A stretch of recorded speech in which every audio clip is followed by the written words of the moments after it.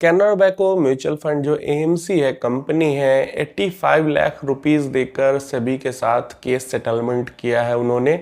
तो इससे पहले कि ये न्यूज़ आप तक पहुंचे और आप लोग समझो कि जो म्यूचुअल फंड है उसने कोई स्कैम किया और वो सेटल किया है, तो मैं आपको असल में हुआ क्या है यहाँ पे वो सारी चीज़ें समझा देता हूँ। देखो कोई भी अगर सीरियस क्राइम नहीं रहता, सीरियस कोई स्कैम फ्रॉड का एलिगेशन नहीं रहता है किसी भी एंटिटी के ऊपर, तो सेबी उसको केस सेटलमेंट करने का ऑप्शन देती है कुछ फाइन पे करके, जो कि सेबी ही बताती है कैलकुलेट करके जो भी कुछ उसने किया है, जो उसके ऊपर धाराएं लगी है उसके अकॉर्डिंग। इसमें होता ये है कि ना ही जो भी एंटिटी है ना वो स्वीकार करती है कि हाँ हमने ये गलती की है, और ना ही वो ऐसा भी कहती है कि ना ही हमने गलती नहीं की है।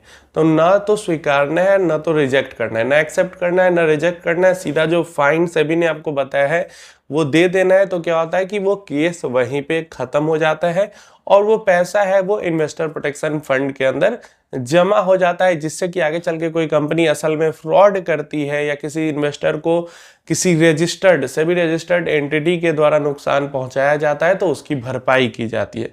तो ऐसा में कैनरा बैंक के अंदर कौन कौन सी धाराएं लगी थी, मतलब किस किस चीज के ऊपर किस किस रूल के वायोलेशन का एलिगेशन लगा था, ये ध्यान रखना। अभी ये प्रूव नहीं हुआ, उससे पहले ही केस सेटलमेंट मतलब सेबी का नोटिस आया था कि वो अब जजमेंट लेने जा रही है, तो उससे पहले कैनरा बैंक को एएमसी ने 85 लाख रुपीस लगभग फाइन पे करके अपना सेटलमेंट कर लिया। तो अब समझ लो कि कौन कौन से रूल्स के वायोलेशन में ये चीजें हो रही। सबसे पहली जो धारा लगी थी वो लगी थी प्रॉमिसिंग गारंटेड रिटर्न्स की।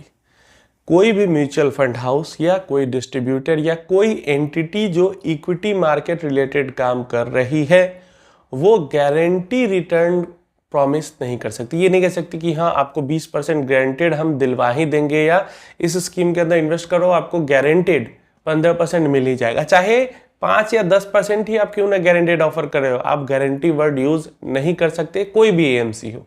तो सबसे पहली तो किसी एडवर्टाइजमेंट में इन्होंने या फिर किसी भी डॉक्यूमेंट में इन्होंने गारंटेड वर्ड यूज कर लिया होगा। मुझे लगता है डॉक्यूमेंट में तो नहीं किया होगा, किसी एडवर्टाइजमेंट में ही कर लिया होगा, जिस कारण से ये धारा इन पे लगी थी।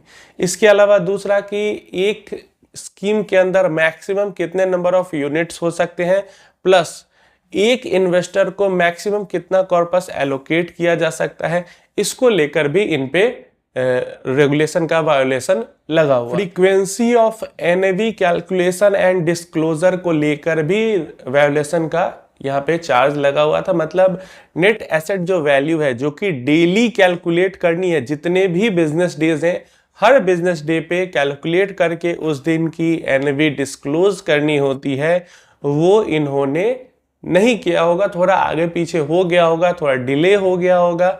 इस कारण से यहाँ पे फ्रीक्वेंसी को लेकर कि हाँ एनएवी हर दिन कैलकुलेट होके नहीं हुआ होगा और नहीं डिस्प्ले किया होगा, जिस कारण से ये एक चार्ज इन पे लग गया था।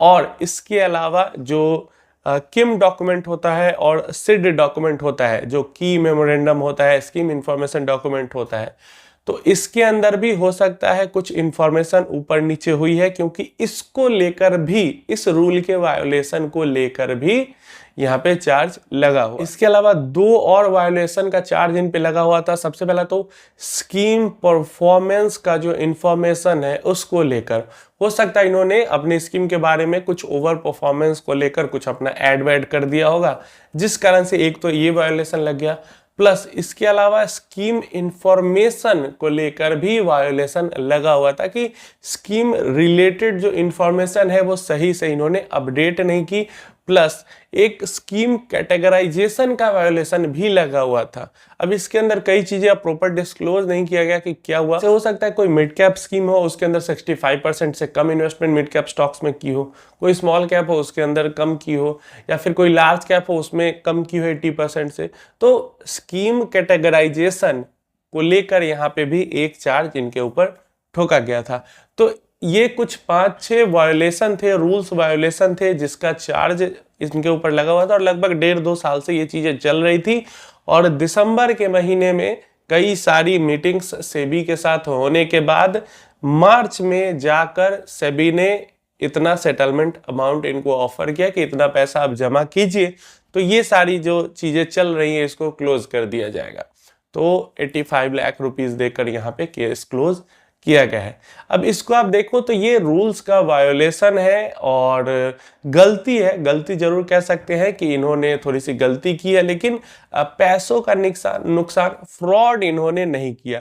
देखो यही चीज होती है जो मैं आपको कहता हूं कि म्यूचुअल फंड्स के ऊपर सेबी की नजर बहुत तेज है, खासकर आज के समय में, और सारे रूल्स रेगुलेशन को लेके प्लस सारी चीजें जो अपडेशन होती है। अब यहाँ पे क्या क्या, यहाँ पे जो एक पारदर्शिता है इन्वेस्टर की और म्यूचुअल फंड के बीच में, जो ट्रांसपेरेंसी है, सारे लगभग चार्जेस उसी को लेकर है।